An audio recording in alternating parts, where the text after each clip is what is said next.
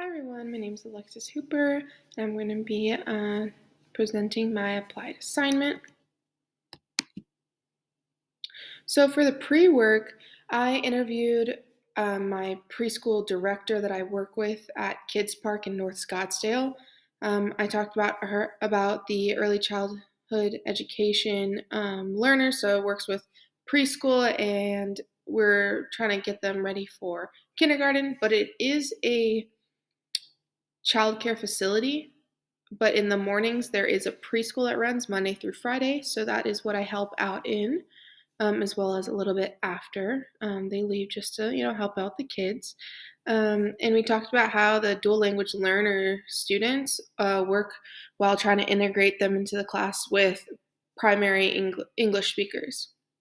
And we talk about how she communicates with students on different levels, and does she know how to communicate with the students to properly teach. This has to do with her observing and learning about how the students engage with each other and engage with their work. Is it a positive experience? Is it negative? And are they English primary, or we do have a lot of Spanish primary speakers? So, how does she communicate with them? And here's evidence. Right here is just confirmation from Miss T or Miss Tanashi that we did the interview. So you can read that. But for the collection, part one, so after the interview with Miss T, I saw how she used tactics and methods from our learning, such as observation and then stepping in and helping coach with the students. She also does use other students to help each other. So it brings that sense of community together and camaraderie with the other students. So it really helps them learn from each other. And Miss T actually grew up speaking 3 different languages because of her environment where she grew up. And she relates to the students and helps them, you know, learn just as her teachers did when she was growing up. And she noticed which students needed the most help, and she formulated a plan to, get some extra help with them. So part two. So Miss T grew up in Georgia, and she spoke English to start off with, but she was raised to speak Jamaican because she was in a Jamaican household. Her mother and father and grandparents only spoke Jamaican, and it took her a while to learn English through and through, just because she was learning 2 languages at once. She had her aunt that was able to coach her through learning English, and she actually learned to speak Spanish by 8 years old, along with English and Jamaican. So that was really unique to hear her talk about that and her experience about going through school as a trilingual learner. And she always wanted to be in a dual language learner atmosphere, or more than that, as she did. And when she became the director of Kids Park in Scottsdale, where I volunteer, she actually started integrating multicultural literacy and teachings into the facility, which is really awesome. And we spoke about the differences that she saw as her program progressed, to include Spanish speaking projects, just because of the area we are in North Scottsdale / Phoenix. It's a lot of Spanish heavy speakers. So she saw that, recognized it, and formulated a program to bring English primary speakers and Spanish primary speakers together so they can help each other. Even at the early age, it's really great to, work with your peers.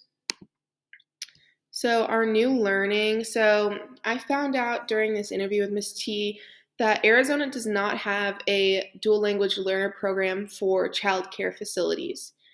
They give you suggestions on what you could integrate into the classroom, but it is not required, which I think that was really interesting, because I grew up and I went to private school starting in third grade, and I started learning Spanish in third grade, all the way until my sophomore year of college. So that's a lot of years that I did Spanish, and it was really intriguing to watch her engage with the other students, the Spanish speaking students, because I understood a good part of what they were speaking about, which I am excited about using that as a preschool teacher. And Arizona really doesn't have high standards to pass, preschool students into kindergarten, as preschool is not required to get into kindergarten in Arizona. So it's just a plus that, gives kids that early experience of what it's like to sit in the classroom and work well with others. And parent involvement in childcare facilities and with dual language learner students is super important, which I didn't realize until Miss T stressed it to me about how important it was to engage parents to come into the class, speak their native language, and share a story in their home language, and either their daughter or their son or whoever it might be that might be related to them translates it for the class, and it kind of gives that sense of connection. It brings everybody together, and it's a really nice thing to see an adult come in and speak with the kids in their language, as they've been speaking it for many years. So it's really interesting to hear some of those parents come in and continue learning. So it's interesting because I know, even though I did do Spanish all the way from third grade to my sophomore year in college, Spanish didn't really stick to me because it was a grade to me. But since working in Kids Park with the dual language learners, I really understood how important it was to commit myself to learning Spanish through and through, as it will help me aid in speaking with parents and working with the children in class to hopefully be able to translate things instead of having to Google Translate everything, because as we all know, it's not always accurate.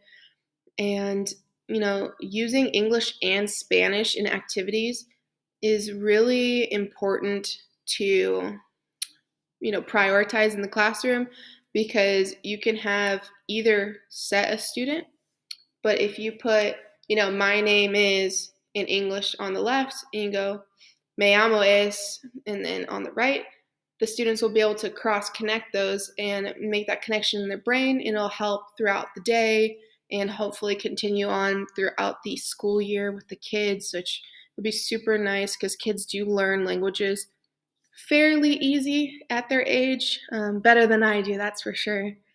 And we're always like open to including other languages spoken by students or family members, staff, because it really just promotes our multicultural learning mindset. And we just want to be responsive and welcoming to everyone. And like I said earlier, like involving parents into the classroom doesn't necessarily mean they need to, make a speech or anything like that. They can just come in and help. And even if they were to speak to one child, it honestly is such a great way to engage them and bring that sense of community into the classroom. And perfect. Just wanted to make sure that was all it. But yeah, thank you so much for watching my project.